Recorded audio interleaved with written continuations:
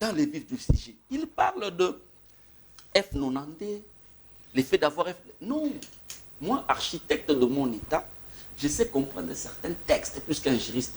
Quand on dépose le document et qu'on vous accuse réception, il y a un délai. Quand on ne vous répond pas dans ce délai-là, vous fonctionnez automatiquement.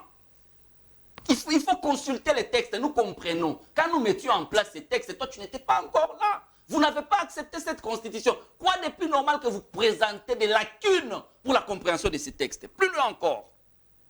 Quand Donald Kabassé laissait à peine que vous êtes IDPS, il en est 2 ans. Mais quand vous étiez mouvement citoyen, ici dans les rues de Kinshasa, vous aviez quel document pour aller siffler 4-5 personnes avec tes amis, les Moutanda et autres? Vous aviez quel document pour aller siffler? Dites-moi, quel est ce document? Quel est le sous-bassement que vous aviez pour aller siffler dans la ville de Kinshasa? Et vous oubliez rapidement, pour chuter. Monsieur Ngobila, c'est l'incarnation de l'incompétence à l'état pur. Oh. Pourquoi?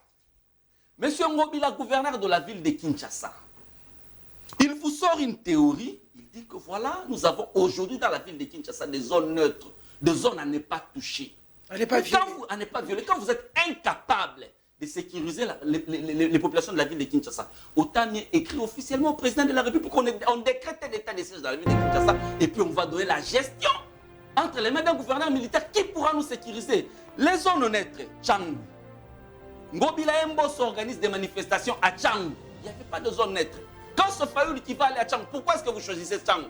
Allez à Funa, allez à Lukunga. Ngobila a oublié que gouverneur de son État, les bandits de l'IDP sont pris en otage. La maison communale d'Engalema pendant 2 mois, en diagonale de la résidence officielle du président de la République.